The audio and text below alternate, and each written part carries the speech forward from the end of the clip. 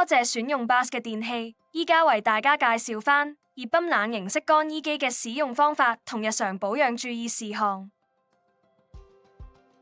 呢部黑鋼式嘅乾衣機採用變頻摩打，乾衣量高達10公斤，有14個乾衣程序，完美對應唔同嘅衣物需要。採用 Active Air 熱泵乾衣技術及 Auto Dry 衣乾即停感應器，提供低溫控乾之餘，更有效保護衣物同慳電。接住落嚟係講解點樣啟動乾衣程序。放好需要控乾嘅衣物之後，選擇一個你需要嘅乾衣程序，有需要可以揀埋其他額外功能。最後撳 Start 就開始乾衣架啦。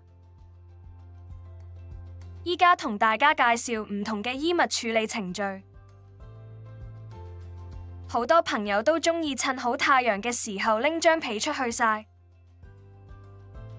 但如果係蠶絲被嘅話就唔好咁做啦，因為蠶絲主要由蛋白質構成，陽光中嘅紫外線係會破壞蠶絲蛋白纖維㗎。喺呢個時候就可以用蠶絲被程序。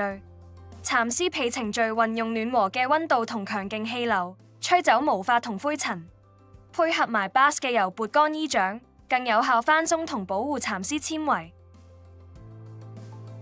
當衣物量較多嘅時候，可以用棉質衣物程序，乾衣量高達9公斤，非常適合日常使用㗎。乾衣量唔係好多，當中又夾雜咗一啲混合纖維嘅衫褲時，可以用混合衣物程序。只有1-2件衫要控乾嘅時候，可以用少量乾衣程序，40分鐘就搞掂。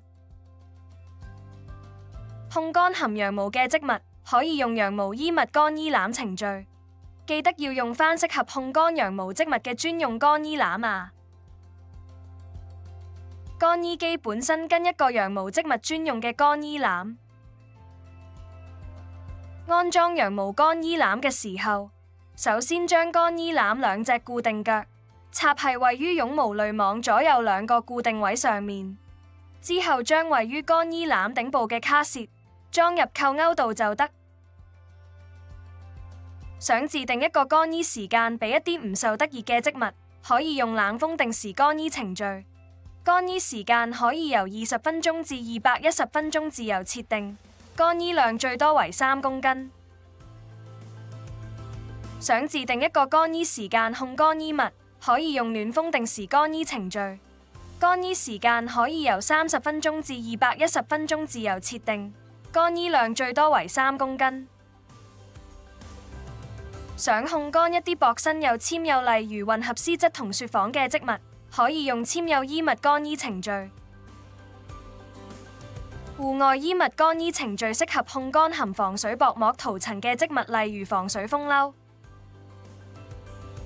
羽絨程序適合控乾一啲填充咗羽絨嘅織物，例如羽絨被同羽絨褸。完成控乾之後，記得將呢啲織物拍一拍翻鬆佢。運動衣物程序適合控乾一啲功能性纖維、超細纖維及合成纖維等嘅快乾運動衣物。當需要控乾一啲較厚身嘅合成纖維或者混紡衣物，可以用合成衣物程序，乾衣量為3.5公斤。床品程序適合控乾床單、被單等大型織物。呢個程序係乾衣嘅時候，滾筒會順逆時針方向交替轉動，有助減低大型織物因為捲埋一齊而影響到控乾效果。遇到一啲需要更高衛生要求嘅情況，可以用防敏除菌程序去處理衣物。呢個程序會加強控乾溫度同時間，適合日常穿着嘅棉質衣物。測試證實可去除1%粉塵蟎、99.99% 嘅大腸桿菌同埋金黃葡萄球菌。接住落嚟同大家介紹唔同嘅額外功能。每個乾衣程序都已經預設咗一個乾衣目標，當然用家亦可以揀返一個想要嘅目標。乾衣目標分別有燙控乾、控乾同加強控乾，而每一個控乾目標都有+1、+2同+3嘅程度可以微調。例如你希望控乾完啲衫係最乾身嘅，可以用加強控乾加衫呢個選項。溫馨提示一下，記得乾衣之前睇下個衣物標籤，留意衣物可以用到咩程度嘅乾衣溫度啊。如果未能夠即時處理乾好嘅衣物，可以揀埋防皺易燙功能60分鐘或者120分鐘。咁乾完衫之後，滾筒會係你選擇咗嘅時間內間歇性轉動，可以防止底部嘅衫長時間被壓住而增加摺痕。當要控乾一啲纖幼又或者有特別物料嘅衣物，例如膠質燙畫 T 恤，可以用埋輕柔控乾功能。想自定一個乾衣時間，可以用自設乾衣時間功能。自設乾衣時間對應兩個乾衣程序，分別係冷風及暖風定時乾衣程序。乾衣時間可以由20分鐘至210分鐘自由設定，乾衣量最多為3公斤。當你唔能夠及時處理到啱啱乾完嘅衫，可以預設一個乾衣完成時間，最多可以設定為24小時之後完成。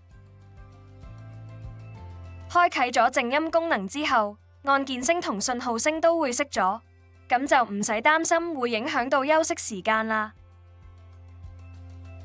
接住落嚟同大家講解清潔乾衣機無水濾網嘅方法。每次乾完衣之後，又或者顯示屏出現清潔濾網提示燈，大家就要清理一下個無水濾網啦。拎個濾網出嚟之後，打開個濾網，再將裡面啲毛絮用濕毛巾抹乾淨，最後將濾網風乾一陣再裝返上去就得。接住落嚟同大家講解清潔乾衣機冷凝器嘅方法。先中斷咗個電源供應，搭機安裝就要將個拉燙式工作台拉出嚟，打開乾衣機底板，用厚毛巾墊住以防有水滲出嚟。之後打開冷凝器蓋板上嘅安全鎖，再將嵌入板拉出，用毛巾抹乾淨乾衣機底部。我哋可以用軟毛刷去擦乾淨黐住冷凝器嘅毛水，再用毛巾抹乾淨個冷凝器，最後重新裝返個嵌入板，記得鎖返好個冷凝器蓋板，關埋個乾衣機底板就完成。接住落嚟同大家講解乾衣機護理程序 CP1。乾衣機提供簡易 CP1 電器護理程序俾用家定期使用。用咗乾衣機一段時間之後，如果顯示屏出現 CRE， 咁就需要執行簡易 CP1 電器護理程序，去清除乾衣機內部嘅污垢。首先將水箱拎出嚟，倒咗水箱嘅水。如果係用排水喉排水，將水箱頂部個黑色膠塞住位於水箱底部個出水孔。之後將1.5公升嘅清水注入水箱。水溫唔好超過攝氏40度。入好水之後，重新裝返個水箱入乾衣機。接住落嚟，我哋揀蠶絲皮程序，之後撳住燙烘乾功能鍵，再擰去少量乾衣程序，放開燙烘乾功能鍵，顯示屏就會出現護理程序 CP1， 最後撳 Start 就會開始護理程序加啦。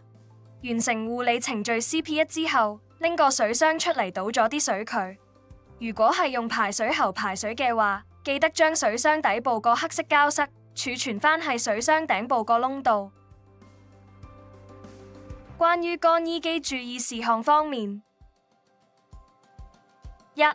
乾衣前請先參考一下衣物上嘅處理標籤，用返合適嘅乾衣程序。2. 開機前請確保冇衣物夾喺門縫之間。3. 乾完衫之後記得打翻開個機門散走濕氣。4. 乾完衫之後請清潔一下無水濾網。5. 請定期檢查同清潔冷凝器。最後，再次多謝大家選用 BOSS 嘅電器。